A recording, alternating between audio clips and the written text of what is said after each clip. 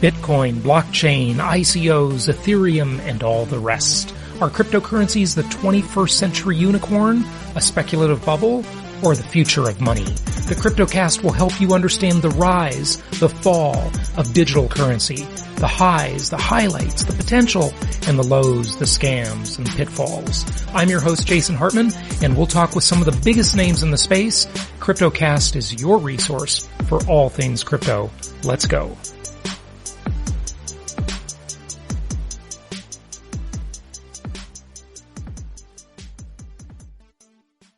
Good day, everybody. Good day. We've got some big news. You may know already, big news. By the way, we're going to have some big news in a couple of weeks here. We're doing live election night coverage. Yes.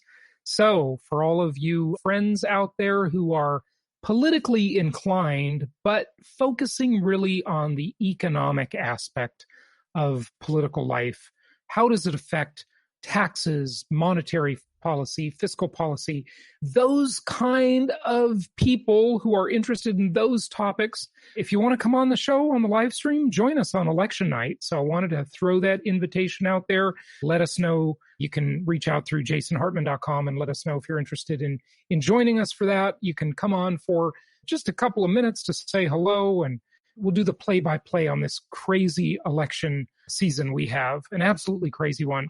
But what is the big news? What is the big news? Well, you probably heard it already, but can you imagine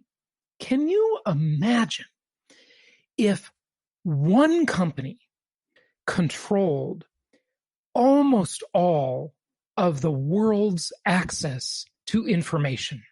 Can you imagine that?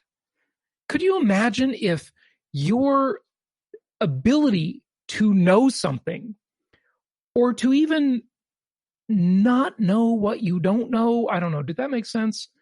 Reminds me of that Donald Rumsfeld things. There are things we know we don't know, and the things whatever. I don't remember it. But the scariest part of it is that concept I always talk about on the Creating Wealth podcast, which is, you know it, you can't hear the dogs that don't bark. You can't hear the dogs that don't bark. And when you don't know what you don't know and you don't hear the dogs that don't bark, that is a huge problem. It's worse than fake news. It's worse than misinformation, because you just wouldn't be exposed to something at all. And imagine what that is like. That is truly, truly scary and truly tragic. Well, that's the era in which we live. As most of you know, we have got a few companies that control all of the world's information. And, well, almost all of it. And here's an example.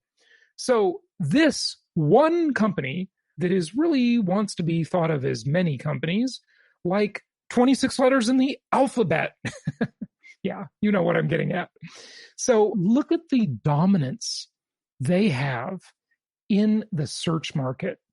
I wonder if this will be censored. I wonder. We'll see. Maybe it'll be ghost posted. Nobody will see it. But 81.54% of all of the search traffic on desktop computers in the United States. Wow. That's what they control. The second competitor to them, only 12%, and the third, less than 5%. So that's astounding. I mean, hey, congratulations on their incredible success for sure. But then you look at mobile devices. Mobile, they've got, let's just call it 95%, 94.92% of all search traffic on any mobile device in the United States of America, a country with 328 million people, all of whom are connected. I am sure everybody in the United States must be connected by now. If they're not, that really does surprise me, but it's possible. Anyway, the vast majority of them are connected. And there you go. There's the numbers right there, folks. That is one corporation controlling all of that access to information. And look at the others By the way, I interviewed the founder of DuckDuckGo on my podcast before on the Creating Wealth Show, right here on the Creating Wealth Show, not on the live stream, but on the Creating Wealth Show. That is absolutely astounding. Let's take a look at this. This is an interesting news report. Now to the blockbuster antitrust lawsuit against Google tonight. The Justice Department accusing the tech giant of being a monopoly gatekeeper for the internet. Google handles nearly 90% of what Americans are searching for on the internet. Here's our Chief Justice correspondent, Pierre Thomas. The Justice Department declaring war on Google. Every day, billions of people come here with questions. Federal prosecutors accusing Google of being a monopoly gatekeeper for the internet, accounting for close to 90% of searches in the country. They claim the tech giant has been engaging in anti-competitive tactics, paying phone manufacturers and companies billions to allow Google to be their default search engine. Prosecutors alleging the ties were so deep, a senior Apple official wrote, "Our vision is that we work as if we are one company." According to the complaint, in some cases, even if consumers want to delete Google from their devices, they can't. So this is very reminiscent of the Microsoft antitrust suit that we had. That was in the 90s, right? Where they wanted Internet Explorer automatically installed on all the computers. But I think this is much worse than that. You know, just because the browser is there doesn't mean you have to use it. You were certainly able to install other browsers on your PCs back in the day. But this is, 90% of the world's information, essentially, which is search certificates, almost the same thing. So let's keep listening. Conduct is illegal under traditional antitrust principles and must be stopped. William Barr today calling the lawsuit a monumental case for the Department of Justice and, more importantly, for the American consumer. David, DOJ is asking a judge to rule that Google violated antitrust laws, and that could lead to the company being broken into smaller pieces. Today, Google responded saying the lawsuit is deeply flawed and would do nothing to help consumers. Google says this would only prop up lower quality search engines. David, sorry. Oh, so what they're saying is we don't want any competition because our search engine is the best. So we're just going to prop up lower quality search engines. And are they kidding? It won't do anything for consumers? The idea, the arrogance that one company should control all of this information is just absolutely insane to me. It violates like every democratic principle. Remember in the old Soviet Union how they had the official government news agency? It was called the TASS news agency. And every time you would hear a report on the news, I remember this as a kid, according to the TASS news agency, because that was the only source of news coming out of Russia, or out of the Soviet Union, I should say, out of the USSR, back in the USSR, reminds me of the Beatles song. And it was all controlled by this one entity, TASS. And now 90% of the information on internet searches in the entire country, in an ostensibly free and democratic country with a First Amendment, is controlled by one company. Now, you ready to be amazed? This is how much they are planning to spend defending the case. Ready for this one? $120 billion with a B. $120 billion. Of course, there's a lot at stake here, right? There's a lot at stake. And, will this be like, Ma Bell, AT&T, that was split up into separate companies back in the old days, right? There hasn't been much, really, if you look at it overall, there hasn't been much of an appetite by the government to engage in prosecuting antitrust cases in decades. I mean, there's only been a few of them, these kind of landmark cases, and this is definitely one of them. So we'll see how it plays out. That's the report on that. But check this out. Now, all of the tech giants are concerned about this. Obviously, you saw when they were testifying before Congress a few weeks ago, maybe a little over a month ago. You saw them all on that sort of Zoom screen, and you saw Tim Cook at Apple, the guy that runs all the sweatshops. By the way, be sure you look up Ricky Gervais' Golden Globe speech. The self-righteousness of some of these folks, it's just mind-boggling. It really is. But all of the tech giants are stepping up lobbying efforts, and they're going to do their best to buy off the government. Okay. Of course, present company, whose platform we're on now, will probably be censored. There's probably like nobody watching this right now. They're going to spend $19.3 million, which I don't know. Well, that's just on lobbying. It's not on legal. It's not on public relations. It's just strictly lobbying. So, I spent a day as a lobbyist, by the way. That was really interesting. I went to Capitol Hill with a group of real estate investors. This was, I don't know how long it was, maybe 10 years ago or something. We went to Capitol Hill and we lobbied, Congress. And we went in, I went to Nancy Pelosi's office and Dianne Feinstein's and who else did we got? Arlen Specter, I remember. Sometimes they would sit down with us. Usually it was like their aides. And they'd come and sit down and hear, the pitch of why this needs to be that way and this, that way. But the real lobbyists, I was just an amateur, that was like a field trip for me. But the real lobbyists, they bring the money in the brown paper bags, right? Here, let me slip this little box to you, right? And, it's a box of cash, right? Or something. They do all kinds of favors. It doesn't even have to be like that. It's so easy to do that kind of stuff. Oh, well, listen. Ask the expert. Who's the expert? That would be Joe Biden. Joe Biden and Hunter Biden, experts. Yep, definitely. It's like, let me see. Well, son, I got to go over and talk to the mayor of Moscow. And, let's see if we can get some favor there, nepotism, keep it all in the family. And so there's just all kinds of ways to do payola. Look at, if you don't think our government is totally bought and paid for, first off, you're out of your mind, right? Most people won't disagree with me on that one.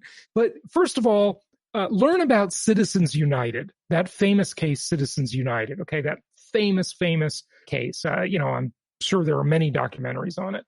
So learn about Citizens United, first off, but then just think about all of the ways to do payola and all of these deals. Someone wants a bank charter and they want to open a bank. Real estate developer wants to develop some land. And, it's like, well, you do this and there's this like subtle favor that, is worth millions and millions of dollars, maybe tens of millions of dollars. It just happens all the time. And if you don't believe it, then ask yourself, how did a communist like Bernie Sanders get 3 beautiful houses? How is it that these people enter government, whatever level of government, and they're, a lot of them are just total losers. They've never made any money in their life. They've never owned a house.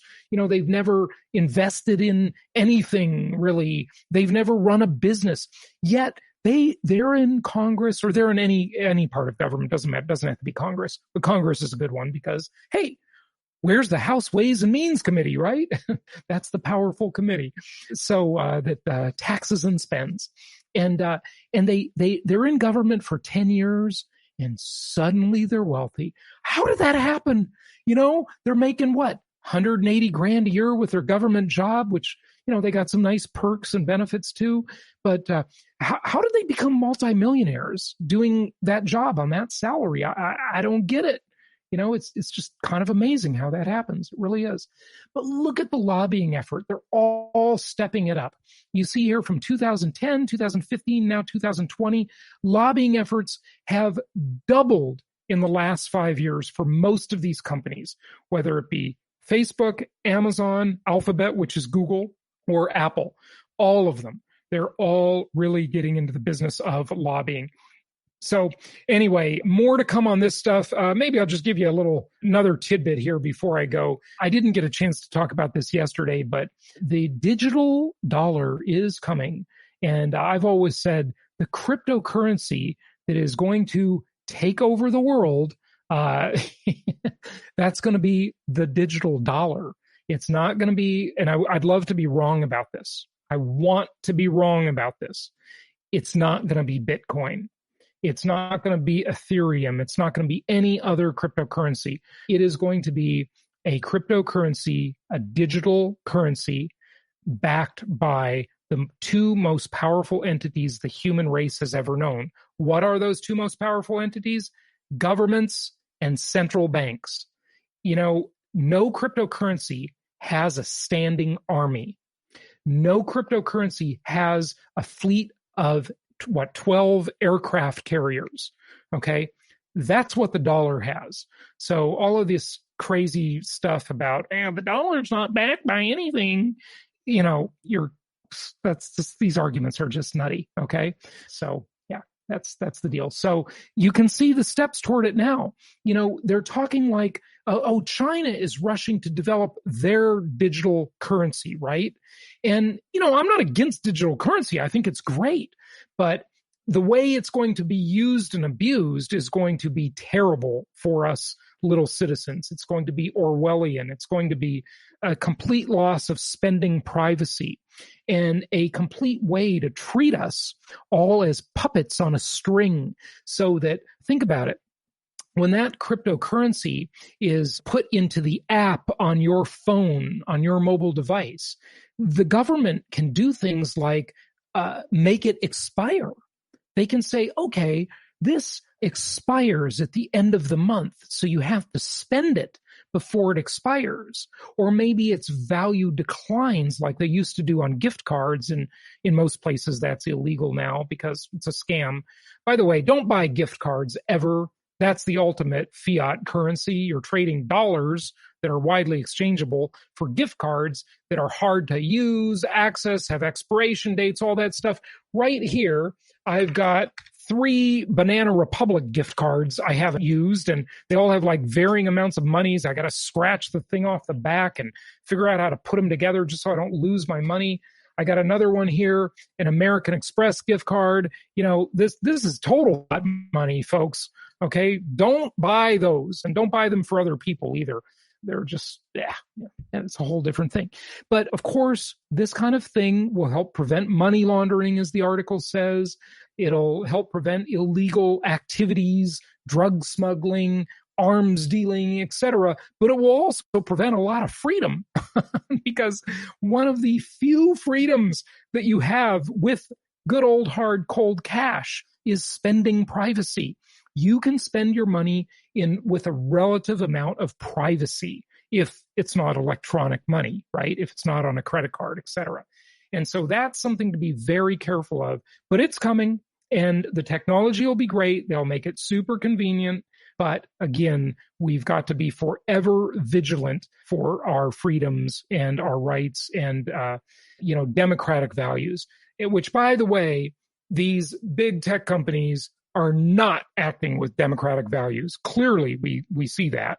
I want to give a big shout out to the government, oddly, the DOJ, the Department of Justice, that finally got around to doing this antitrust case. It took them long enough. It took them way too long. They've been thinking about it forever, but, it just took them forever. So anyway, that's that. Okay, I want to talk to you about senior housing. We've got to talk about apartments and what's going on with apartments. We got to talk about housing inventory. I've got another study on that, all kinds of stuff. So we'll get back to that. We've just got a whole bunch of stuff to talk about on future episodes. Thank you for joining me. And until next time, happy investing to all.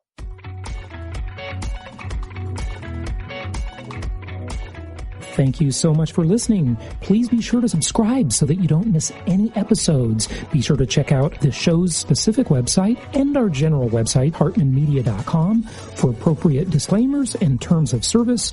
Remember that guest opinions are their own, and if you require specific legal or tax advice or advice in any other specialized area, please consult an appropriate professional. And we also very much appreciate you reviewing the show. Please go to iTunes or Stitcher Radio or whatever platform you're using and write a review for the show. We would very much appreciate that. And be sure to make it official and subscribe so you do not miss any episodes. We look forward to seeing you on the next episode.